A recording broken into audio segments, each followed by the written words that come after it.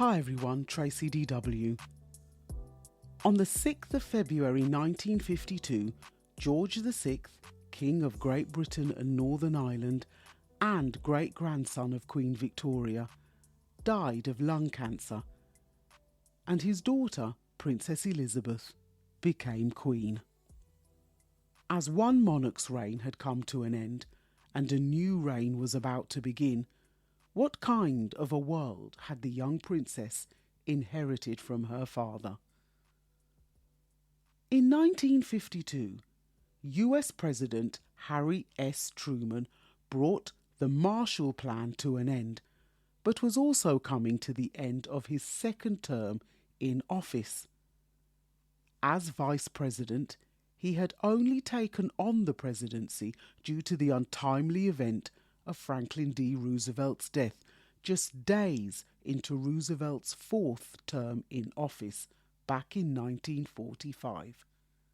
Taking the helm and having some big shoes to fill, it was Truman who made the decision for the US to enter World War II, but also to end the war with an answer to Japan's attack on Pearl Harbor, authorizing the dropping of the atomic bombs on Hiroshima and Nagasaki on the 6th and 9th of August 1945. It may have saved many American lives, but the morality of the decision is still being questioned to this day. Waiting in the wings was President-elect Dwight D. Eisenhower, former World War II general who oversaw Allied forces operations in North Africa, the D-Day landings in 1944 and the invasion of Germany.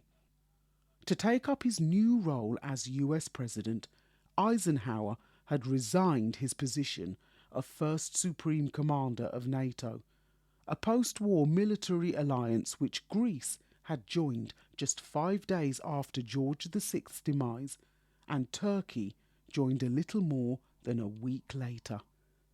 It was a world with a total population of just over 4 billion that had gone through a second world war and now found itself entering into a cold one, where it was not just food rationing that continued for a further 2 years, but also the Iron Curtain, which shrouded Eastern Europe, would continue to do so for a further 4 decades.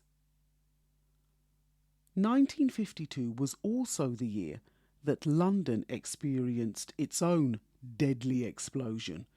For 5 days in December, pollution from the factories, domestic coal fires and high-pressure weather created an anticyclone, bringing about the Great Smog, resulting in the severest smog episode in the city's history, during which London came to a complete standstill.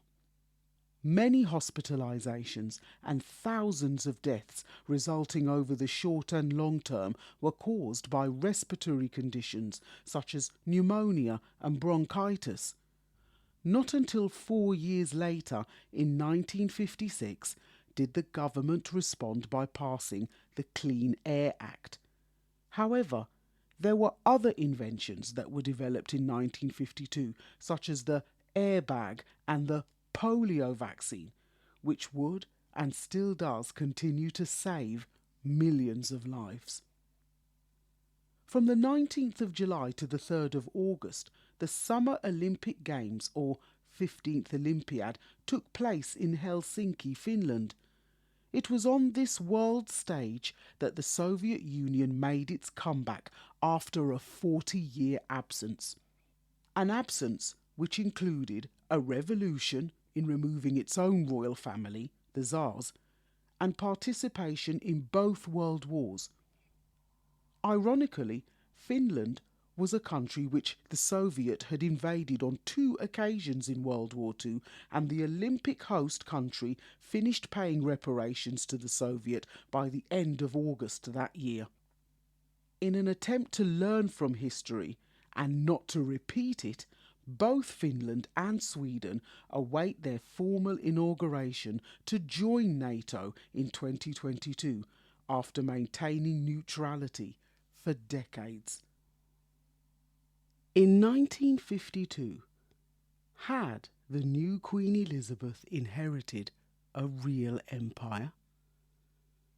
A process of invasion and colonisation brought about through trade and exploration, which began around 1490, reaching its peak in 1922 with over 70 territories spanning a quarter of the globe's land surface, with a population of around 500 million people, obviously indicates that Elizabeth had indeed inherited a real empire. The British Empire has been one of the largest and possibly the most successful empire in world history. But was the empire's evolution into a commonwealth a sign that her nation's post-war vision for this empire was making way for a post-imperial one? Today's episode is brought to you by HelloFresh. Do you feel like you're stuck in a dinner rut?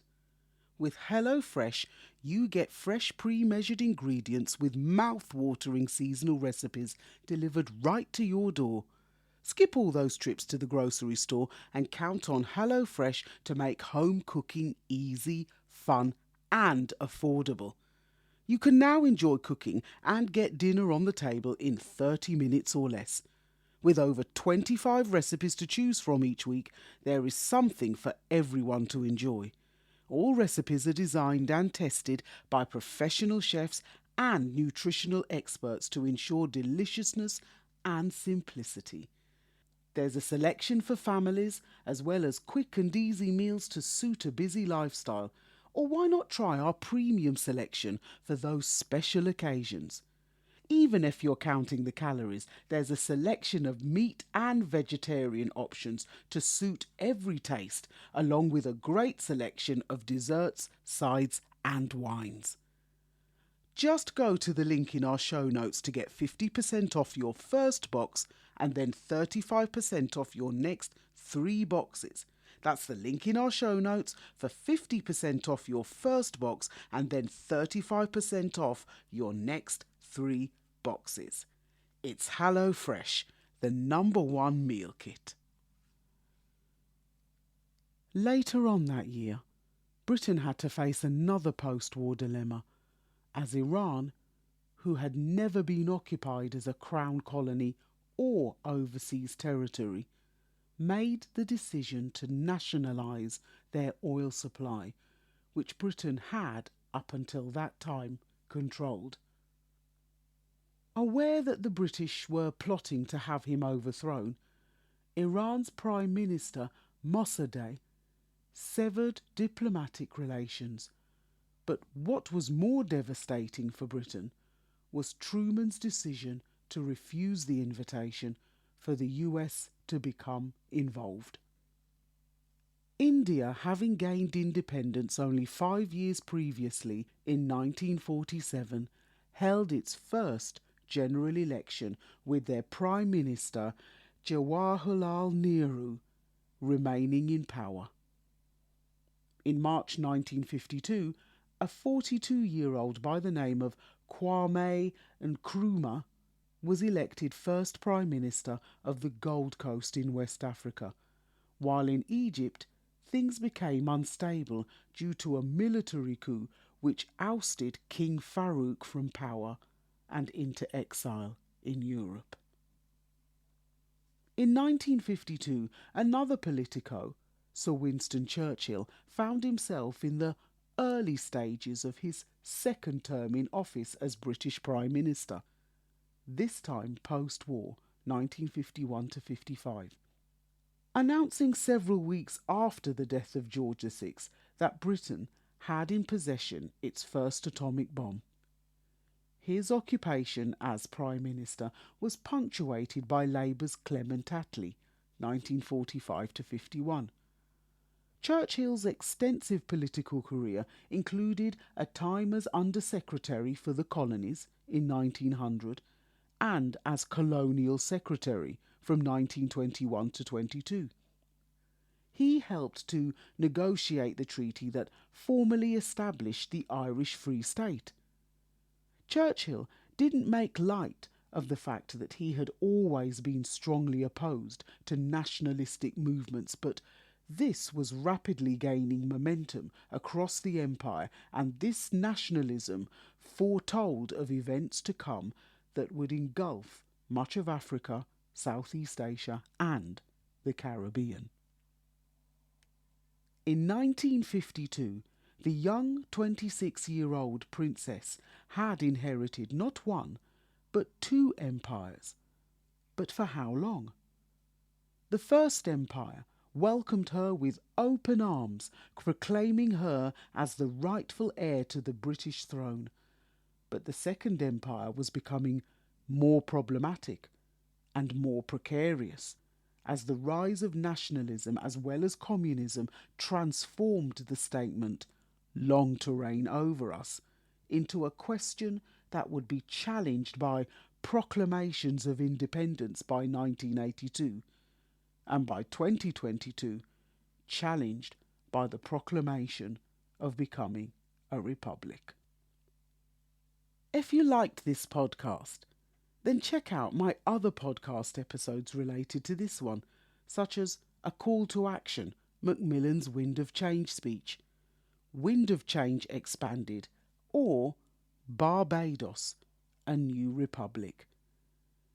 And I'd like to formally say congratulations to our winner for May, Kimberly. Kimberly, a free copy of Aspiring Authors magazine for 2022 Black History Month is on its way to you. Don't forget to enter the draw for a free copy of Aspiring Authors magazine for Black History Month if you want to be in with a chance of being my winner for the month of June. And finally, don't forget what I call the heart and soul of the Stories to be Told movement. My stories, or poetic narratives as I like to call them, my current publications, Caribbean Wind, Caribbean Rush, Knights at the Round Table, the Berlin Conference 1884, and Gone with the Wind, Macmillan's Speech for Change. They're all available on the website at storiestobetold.com in ebook, Kindle, and paperback formats.